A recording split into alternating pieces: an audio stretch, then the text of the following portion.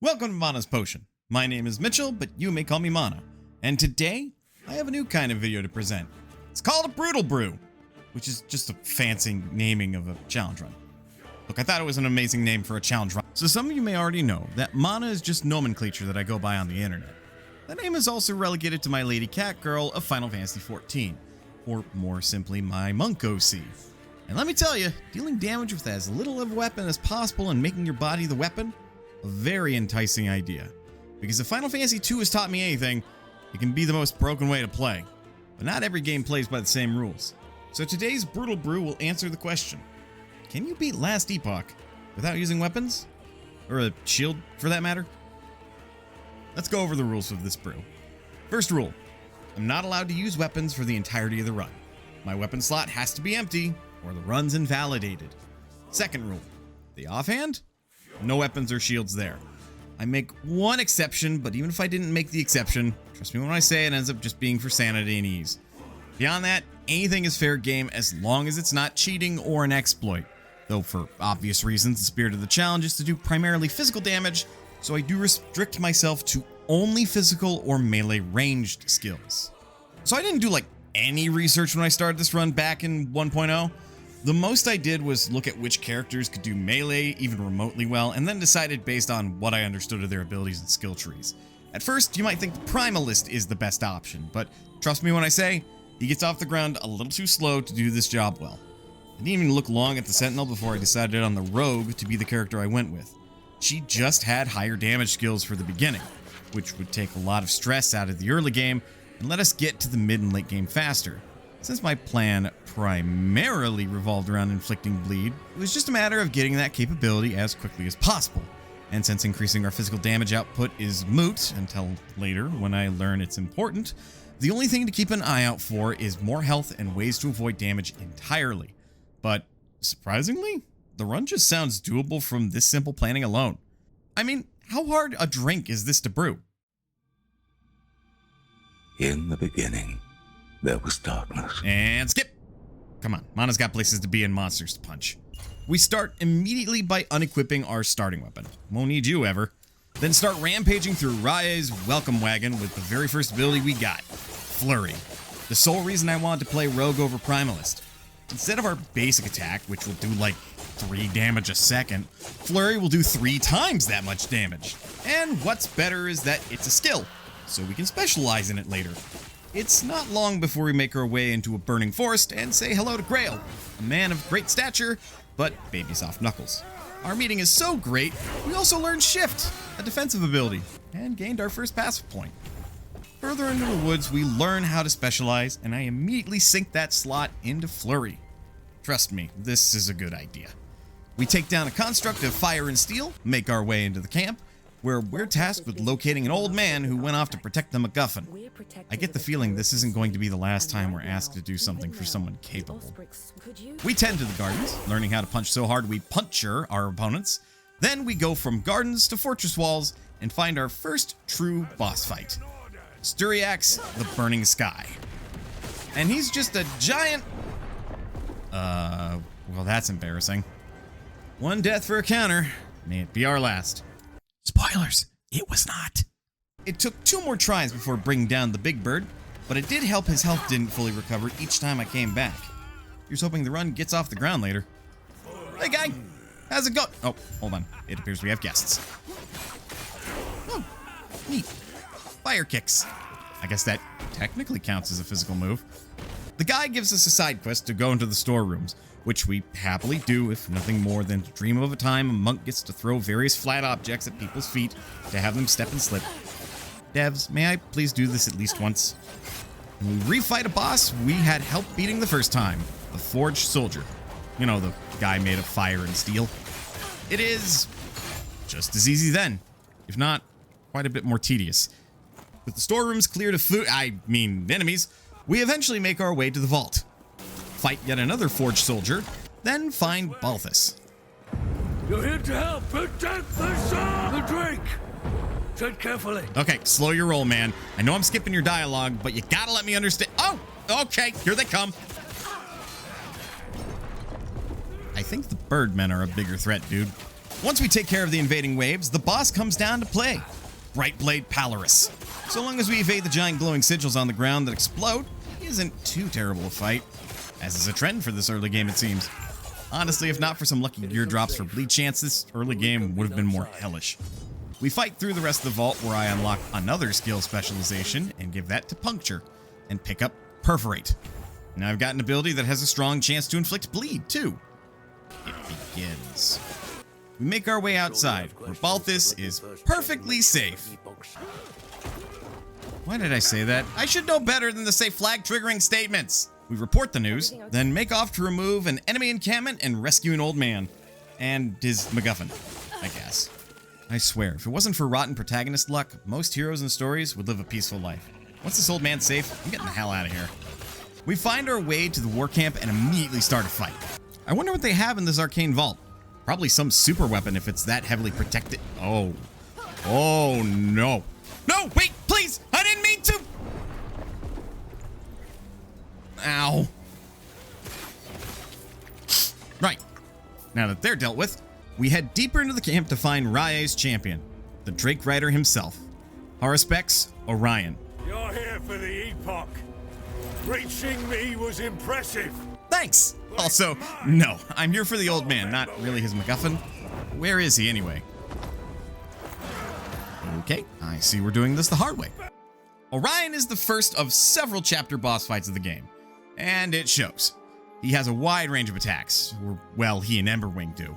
From sweeping fire breath attacks, fireballs, exploding fire javelins, even basic melee attacks and enhanced melee attacks. Once he's below half health, they and the arena are engulfed in flames. But other than adding a few additional attacks, honestly, the fight was mostly just tedium. If you're decent at a melee build in this style of game, I don't see why this would be more than a pair of wax wings standing against the challenge. Beautiful, frail wax wings. Oh, there you are, Balthus! Man, you would not believe what I had to go through to rescue you. Tell you all about it when we get back. I'm starting to wonder if I should go through with this whole challenge run. Like, it's showing it's going to be a very long experience. And I'm not able to do proper damage without a weapon. And maybe I'll just call it here and leave the rest of the game as a Mr. Balthus. Hey, what are you doing? Why is everything purple? Okay, scratch that idea, because I have no idea where I am. We pick up the MacGuffin, a piece of the Epoch, and make my way through what I presume to be a ruined version of where I just was. And now I'm killing creatures of the void. Okay, well, we need a way out of this mess. Okay, good. Fought through about 100 void creatures. I thought humanity had perished. The guard joins up with me, saying there's shelter nearby, and oddly, thanks to Puncture's increasing bleed chance, I genuinely think I'm out damaging him, which is a good sign for the build. We find more survivors, who tell us Last Refuge is no longer safe. Great. And we make our way to the outskirts, because apparently our piece of the Epoch can help return things to safety. Our companion leaves us, though. Sad that, but we were doing more damage than he was. Hey man, do you know how to get to— Oh, okay, I see you're busy. I'll leave you to it. I maybe should have tried to save him. We get another level and another flurry spec point, which we put into adrenaline, making it so we get up to 4 stacking buffs of attack speed and damage when using flurry. And next to it is a bleed chance buff to apply to it. Things keep getting better. We eventually find one of the town elders fighting off the forces of the void and protecting the town, and we heroically jump in to help him. Soon enough, a big nasty void critter we dub a void presence comes out of nowhere. While it hit pretty hard and we almost ran out of potions, we had help taking it down, so it wasn't too bad. Gross. With what little of Last Refuge saved for the moment, we go into the council chambers and get some information on what's going on. We don't get much to go off, but this Elder Gaspar fills us with just enough for us to fill in the gaps. What? Thinking is not Mana's strong point. We're tasked with finding Elder Panyon, who was apparently studying with his students before he absconded as the void creatures attacked. Before we leave, Gaspar gives us 2 idols and some idol equipment slots to put them in. This mechanic is interesting, but isn't our primary focus. Basically, enemies have a chance to drop these idols of various shapes, and they have a wide variety of effects. Most of them help you further nail down your build, but this early on, we're not too concerned about the small buffs they can provide, and we'll take anything that can fit and improve survivability. we head into the archive, fight through a lot of voidlings, and find Panion's study, where his students wait for us. Hey, have you guys seen your professor? Okay, so Panion is not to be trusted. The 3v1 boss fight isn't really much to talk about. Each student does a different element of damage, and as such, has a wide variety of spells. But our build's really starting to come into its own at this point. Once one falls, they'll all fall alone. Oh, hell yes, loot! While these boots won't be a permanent addition to my build, they provide a lot of dodge rating and make it so I run faster. Evasion tank? Yes, please.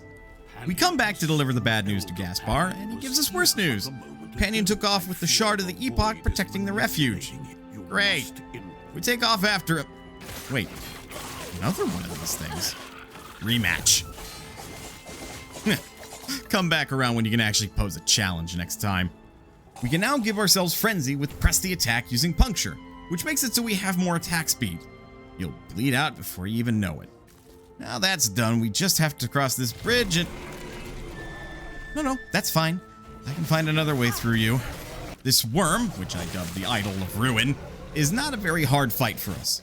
We kill it, but sadly, that's not going to magically make a way for us to cross the chasm. Should I wish for a pair of Castus or something? Well, seeing as we don't have another way forward, one legally distinct Doctor Who sequence later, and we're in the past, I think? So, if you hadn't picked up on it yet, Last Epoch is a time travel game. This will not be the last time we do some time-hopping shenanigans. We take a brief detour to pick up an improved trinket that will add armor shred to our physical attacks, which was a happy smart accident, trust me. If I talked about the forging system in this game, we'd be here all day. But bleed's damage increases with physical damage and with armor reduction. We then return to our search for Panion, gaining a couple passive points, so every third ability from us applies 2 stacks of bleed. Then after a side quest and multiple hours of killing voidlings, we find the armory, overrun with voidlings, and the location of our next boss. I dubbed the Void Fused Forge. If it bleeds, we can kill it. Oh, come on! Embarrassing double KOs aside, we push further into the armory, discover that under the right circumstances we can shift through walls, then finally find Elder Panion, who then gets turned into a void husk. Well, it's a long fight, mostly because we have to keep avoiding his AoE attacks, but given enough time, the council grows a vacancy. I sense that the void knows I'm here. We grab the Shard of the Epoch and go into the time portal to who knows where. Or rather, when. Okay, nope. Definitely a where question, not when. You seem a little disoriented. Yes, where is here? This is what is left of your timeline, and many others.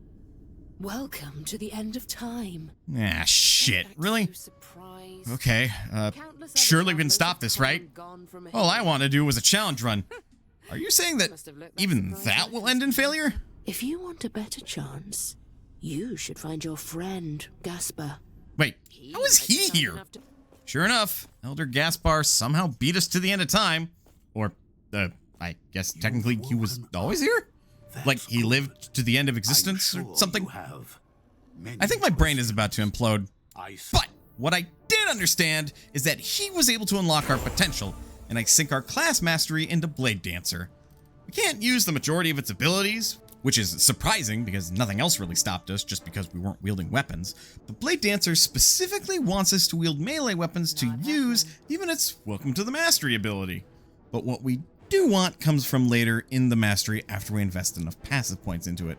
Plus, by this point, I looked into the passive tree and I know it'll give us more opportunities to deal increased damage and take reduced damage.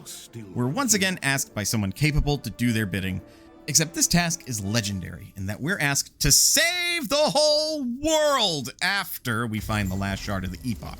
We set off back to the Ruin era, and the Gaspar of that time then tells us where to find the final shard of the Epoch. And at this point, our build has actually gotten off the ground. It basically feels like a normal run at this point. There's a whole game's worth of story left, and our build is starting to mow down enemies.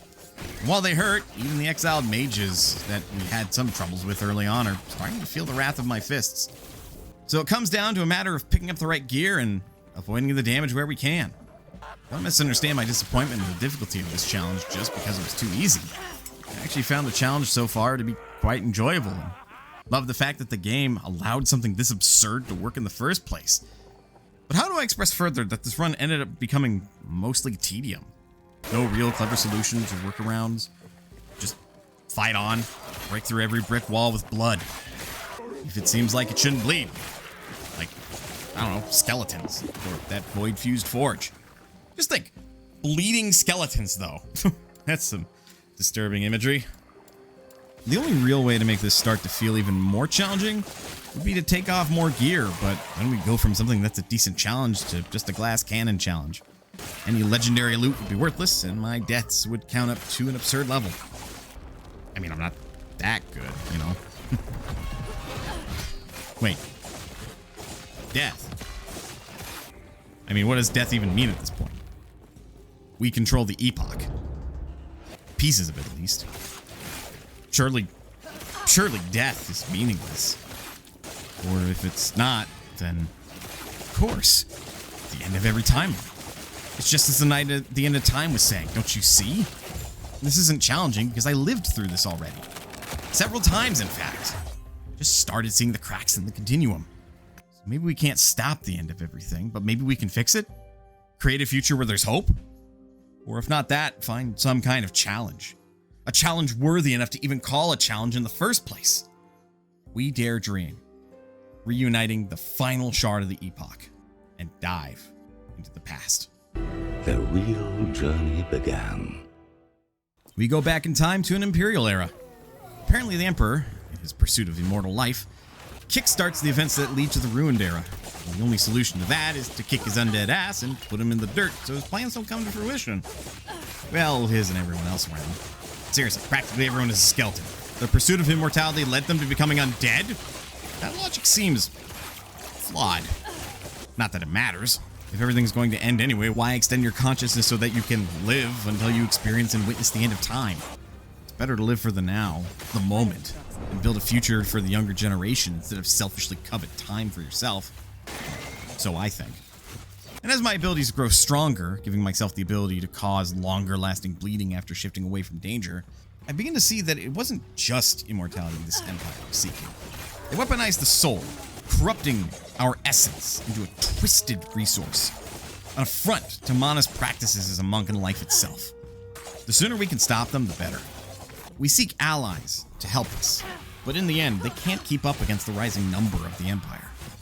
It's up to us, punching through the shambling men and women of the Empire and draining them of their blood. Marrow? Whatever flows in their form. Wildly swinging our fists against the lost remnants of souls and twisted wildlife, pushing their front line further and further back. Ride up against their dreadnought, a vessel of the sea. It's against their titanic hulks and enshrouded troops that we too learn how to enshroud ourselves in the shadows, ever increasing our evasion when in danger, to better defend ourselves. There's one thing I envy these immortals for. It's their lack of need to protect their limbs and body, as they lack the weaknesses we do. Clad in glimmering chain and metal, we cross the docks and into the bowels of their dreadnought, eliminating everyone who would stand in my path. Once we reach the top deck, their admiral is hardly an exception. Yet we're at sea now, as it seems was Harton's plan. Harton is a tank of an abomination, a combination of crab and man. His strength, magic, and kite are strong. Our fists are stronger, and drained of life-giving fluids, he falls. We rescue another, one of those who yet rebel, and hurl ourselves overboard, waking on a beautiful desert shore. Where are we? Further away, yet closer to where we need to go. The wildlife here is agitated, likely due to the Empire, if I had to guess. Their poisons and pincers stall my advances, but it's just the end of another timeline. We press on, deeper into the desert. Even the carcasses are possessed with the gift of unlife, like puppeteers. We'll have to burn every body we find, spare them of such fate. We eventually find a ruined city, what was once a glimmering jewel in the middle of sun-baked sands. Yet the Empire have taken as much as they can. We clear them out, only to find that our actions help protect a group of refugees, and an oracle who gave them shelter in her home of these ruins. And in return for us helping her, she gives us a way to get closer to the Empire, to end the reign of their emperor, a way to their way station. through the catacombs of her fallen brothers and sisters. Their souls don't take kindly to a trespasser such as us, let alone the defilers of their homeland. We exit the other side of the catacombs and march to the way station, powered by the blood of titans, some ancient creatures that were here long before us. And Titan is an apt description, if these leeches are anything to go by. We encounter the Empire's spy master, Erik. His disguise protects him from our fists. Even that isn't enough to stop the bleeding from our technique. With no more defenders, we quite literally waltz through their way station and arrive right at the Empire's doorstep, finding an ally to our cause. Though Julian is not entirely trustworthy, as she too is part of the Immortals. Not like she or any of the Empire could stop us now. Even the creatures of the present and past that reside in these lands can stop us. But they teach us lessons, and we gain experience from fighting and slaying them all the same. We take the most sensible route, through sewers that still see use. Odd, considering the lack of life that the Empire has. And we find familiar foes among the sewage. The Ospreys, fallen from grace from our time. They're nothing more than sewer vagabonds and scavengers. I pity them. But that's all we can spare for them as we move on to the Necropolis, where the bulk of the Imperial Army tries to stop us. And we learn how to take their essence to fight for longer, with better and faster lifesteal. Our ally of convenience gives us a haven, a base of operations for the coming battle. Though brief, the respite gives us time to enhance our equipment before we march on. The troops they send against us slowly go from large abominations to eclectic masses of flesh and bone, as if they can no longer afford to send their troops after us.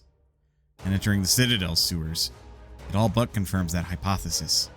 Either they don't take us seriously anymore, or we're too expensive to keep wasting their best on, as their watchers remain sorely unguarded.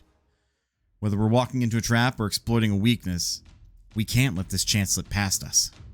It's before the Emperor that we see just how mad their pursuit for immortality has made the Empire. Hundreds of tubes filled with the energy of souls, fueling his throne. Our supposed ally standing at his side, with a hostage. They bring back to life their admiral and spy master, but even combined, their strength isn't enough. All that's left is the Emperor. Yet, Julian makes it clear that only a specific weapon could stop him. The Lance of Herat. And urges us to leave when we fail to produce it. Backwards. We're thrust to our original time. It's still not too late. If anything, we now have more time to stop the Emperor. We're deep behind the fighting line of Rite and the Ospreys. All we need is someone to wield the weapon, this Lance of Herat, and to obtain the weapon itself. But the very universe seems to have other plans in mind for us. Yet, does it matter? Couldn't we just find a way to go back further if we needed to? Circumnavigate the issue. We've restricted ourselves to time rifts to go back in time, but do we need to? It all just seems so meaningless. We even mastered the art of the lethal mirage. Was it even necessary? Just a way to slaughter the countless we've already put to rest. We already know our own death is meaningless. It's just another timeline ending. We've perished so few times, and yet we're already losing count of how many times we evaded death's embrace. We grow in strength. Rescue innocent people who were taken prisoner by a warring people. Unlock the secrets of our mastery. Find the temple with what we seek. Die again. And again. Only to keep pressing on. You're alive. But I thought you died. Trust me. It's a long story. It's good to see you, but Was it where are you Grail? here? The man of great stature, but baby soft knuckles? Well, you know how to wield a weapon. You'd be appropriate to wield a lance when we find it, I suppose. We trudge along, decimating everything that crosses my path, regardless if they killed me first or not. Finally finding the spear in the tomb. We have to destroy its guardian first. They barely put up a fight. There's no worthy challenger, is there? With spear in tow, we need it blessed by the gods. Evidently, without their blessings, it cannot be used to kill an immortal, let alone another god. Herat gives his life to bless his own spear. And now we need two more.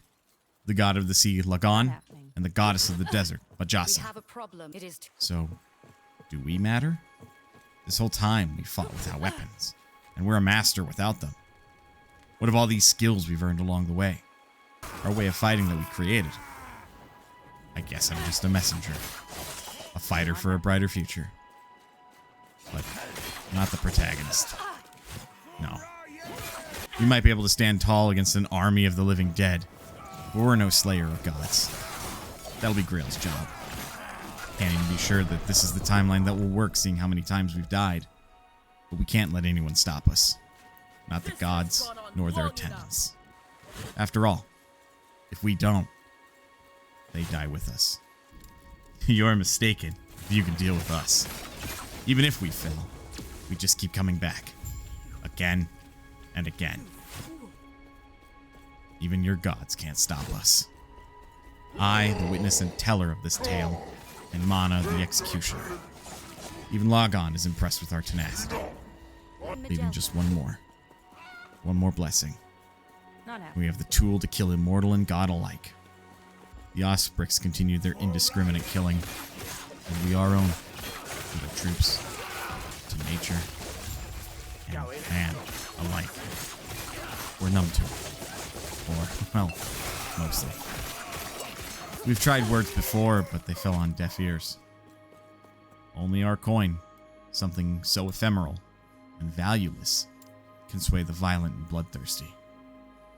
But whatever gets them out of my way, push on, push further, drag our feet along on this pointless journey. Would it matter? Time will end all the same. No matter if Mana succeeds or not. A nihilistic take on our journey. Our challenge. Devoid of the lesson of death. Devoid of the joy of life.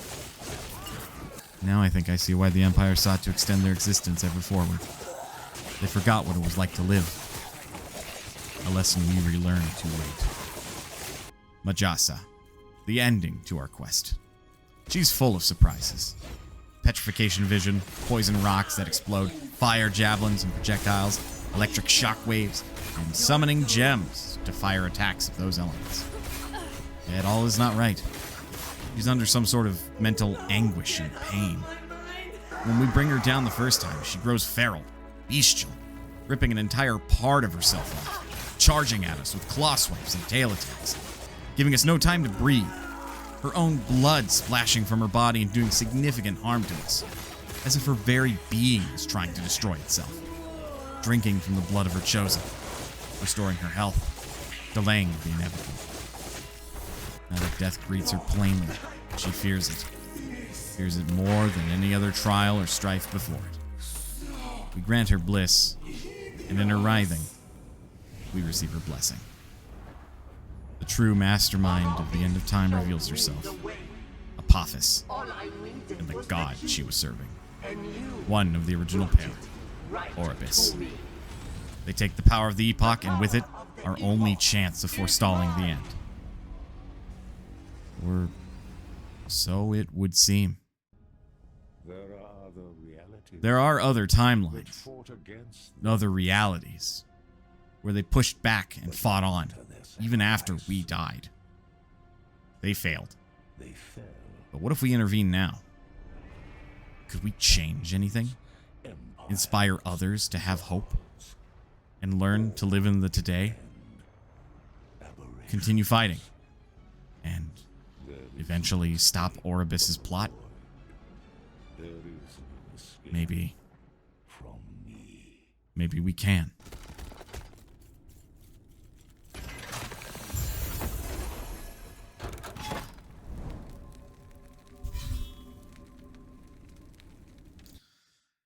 You know, in spite of the overall ease of this challenge, it was actually quite a bit of fun.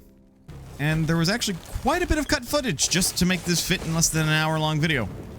I even ran the 3 dungeons and beat them all. Okay, well, almost all of them. It's incredibly cool and maybe a bit concerning that Last Epoch lets you get away with not having a weapon, provided you make a build that doesn't rely on you dealing the most damage possible with weapons. If I didn't restrict myself to physical damage, but made it so I still had to have no weapon and I couldn't cast spells, I'm curious how a magic user's run of this would look like. That's not an invite to make the challenge a reality, but the ease of this challenge makes me want to say, if you want to try it yourself, give it a shot. Heck, give Primalist a try if you want a harder early game. I expect the mid and late game to play similarly to my own, but maybe you'll experience some differences? Anyway, thank you for watching. Hopefully you enjoyed watching my journey in this challenge run and listening to me get a bit melodramatic on it later on. Obviously, it's not completely complete, considering just now do I have access to the true end game. But we've seen enough. Mana will return in another adventure. But for now, please remember that you're always welcome here at Mana's Potion, and I'll see you next time.